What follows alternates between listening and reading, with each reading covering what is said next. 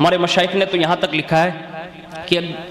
مرتبہ مخدوم پاک کہیں سفر کر رہے ہیں، اور مخدوم پاک کی یہ خصوصیت ہے، اولیاء جو ہندوستان میں آئے ان اولیاء میں کئی اولیاء ایسے ہیں جنہوں نے دنیا کا سفر کیا، اس میں سے ایک شخصیت آپ ہیں کہ آپ نے پوری زندگی میں کم و بیش 3 مرتبہ پوری دنیا کا سفر فرمایا،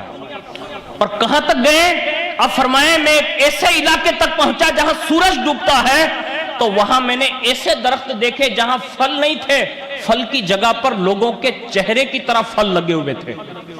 یعنی ایسی منزلوں تک وہ وہاں انہوں نے سفر کیا۔ اسی سفر کے دوران ایک دریائی سفر اب فرما رہے تھے، حضرت مولانا نظام الدین یمنی رحمت اللہ تعالی علیہ ساتھ میں تھے،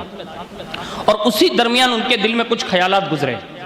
اور انہی خیالات میں یہ بات گزری کہ جیسے خشکی پر یعنی دنیا کا 4 حصہ جو باہر ہے، جو بغیر پانی کا ہے، یعنی جس میں ہم لوگ آباد ہیں، تو کیا پانی کے اندر یہ 6 حصے جو ہیں تری والے، کیا اس میں بھی اولیاء اللہ تصرف فرماتے ہوں گے؟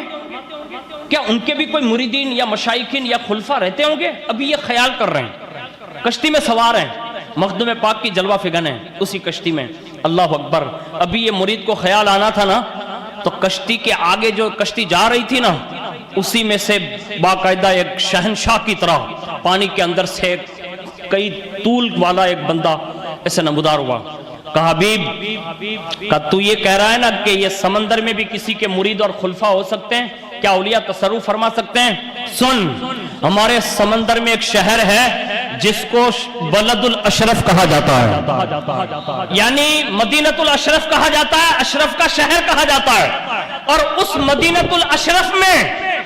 کئی ہزاروں کی تعداد میں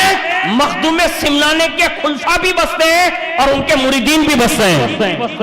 اور جہاں سمندر کا نظام حضرت خضر کے حوالے ہیں، ایسی ہی روحانیت میں اللہ نے مخدوم سمنانی کو بھی سمندر میں تصرف عطا فرمایا۔ اور میں مخدوم سمنا کا ایک خادم ہوں چھوٹا سا، میں تیرے سامنے اس لیے آ گیا کہ تو نے خیال کیا کہ مخدوم اشرف تشریف فرمائیں اور ان سے پوچھنا، بس ابھی یہ کہا نا پوچھنا، تو مخدوم پاک عالم مراقبہ میں تھے، فوراً نظر فرمائی، اشارہ کیا۔ مولانا نظام الدین کہتے ہیں کہ ابھی وہ مجھ سے بات کر رہا تھا پانی چالو کشتی میں، مطلب پانی میں رہتے ہوئے، مخدوم پاک نے اشارہ کیا، وہ کشتی میں داخل ہوا اور مخدوم پاک کے قرب میں جا کر ادب سے بیٹھ گئے، اور مولانا نظام الدین فرماتے ہیں مخدوم پاک اور انہوں نے کافی دیر تک گفتگو فرمائی، لیکن فرماتے ہیں ہم لوگ مولانا ہونے کے باوجود بھی ایک بھی حرف سمجھ میں نہیں آیا۔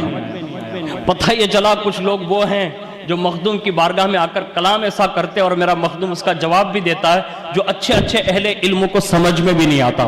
تو اس شان سے مخدوم پاک کا روحانی فیضان آج بھی سمندروں میں بھی ان کا فیضان طاری ہے، اور الحمدللہ